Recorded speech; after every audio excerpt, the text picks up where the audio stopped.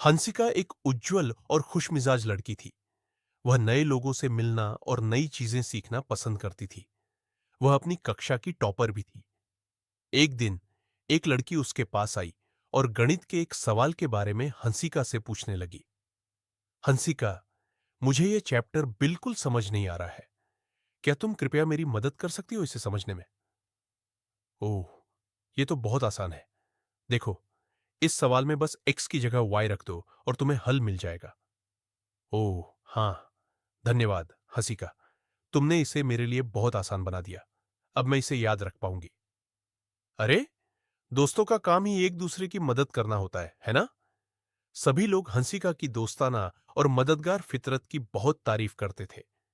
लेकिन धीरे धीरे उसकी दयालुता घमंड में बदलने लगी। उसने अपने ज्ञान की वजह से खुद को दूसरों से ऊंचा समझना शुरू कर दिया। आने वाली क्विज प्रतियोगिता के लिए टीचर ने मुझे दूसरों को ट्रेन करने के लिए कहा है।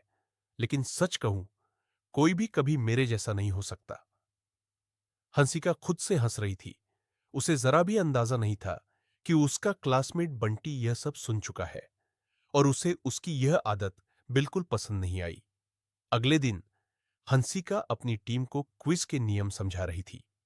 सुनो सब लोग, हमें किताब में दिए गए सारे सवाल पढ़ने हैं और उनके जवाब याद करने ही है। मुझे यकीन है कि तुम लोग कम से कम इतना तो संभाल ही लोगे। हंसिका, तुम्हारा मतलब क्या है इससे? मेरा मतलब वही है जो मैंने कहा। और अरे, तुम लोग तो वैसे भी नर्वस होने पर सब कुछ भूल जाते हो।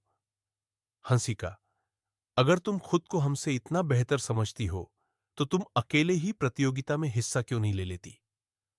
ओह बंटी, मैं तो जरूर लेती अगर नियमों में इजाजत होती। सच कहूं, मैं तुम लोगों को इतनी बेसिक चीजें सिखाकर थक गई हूं। यह सब मेरे लिए बहुत ज्यादा हो रहा है। यह कहकर हंसिका वहां से चली गई। लेकिन उसे यह नहीं पता था कि उसकी बातों से सबके दिल बहुत दुखी हुए हैं। दिन बीतते गए और क्विज प्रतियोगिता का दिन आ पहुंचा। हंसिका ने अपनी टीम को बहुत उत्साह से ट्रेन तो किया था, लेकिन उस दिन कुछ अनहोनी हो गई। क्विज मास्टर द्वारा पूछे गए सारे सवाल हंसिका के सिलेबस के बाहर के थे। ये सारे सवाल तो सिलेबस के बाहर के हैं। हंसिका वहीं खड़ी की खड़ी रह गई। लेकिन उसकी टीम के सदस्यों ने लगभग सारे सवालों के बहुत अच्छे जवाब दिए। वे लोग सिर्फ एक अंक से हार गए, क्योंकि जो सवाल हंसिका से पूछा गया था उसका जवाब वह नहीं दे पाई। वह सवाल साइंस से था, जो उसे कभी पसंद नहीं था। क्विज के बाद हंसिका चुपचाप एक कोने में बैठ गई। क्या हुआ? तो अब तुम मेरे मजाक उड़ाने आई हो, है ना? चलो, हंस लो जितना हंसना है। मजाक? हंसिका, मजाक तो तुमने हमारा बनाया था। इस हार पर दुखी होने की बजाय इससे कुछ सीखो।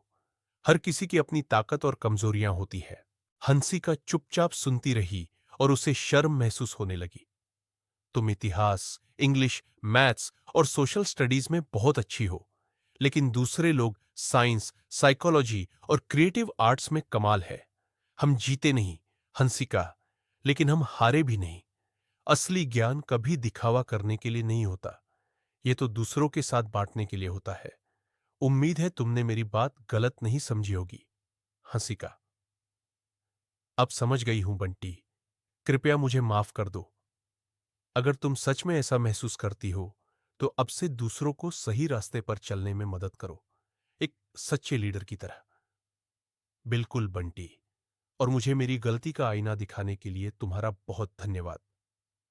उस दिन के बाद से हंसिका ने खुद से वादा किया कि वह कभी किसी की कमजोरी का मजाक नहीं उड़ाएगी। इसकी बजाय वह दूसरों को उनकी ताकत पहचानने और आगे बढ़ने में मदद करेगी। हमें कभी घमंड नहीं करना चाहिए और न ही किसी को नीचा समझना चाहिए। दूसरों की मदद करना ही हमें सच में बुद्धिमान और मजबूत बनाता है।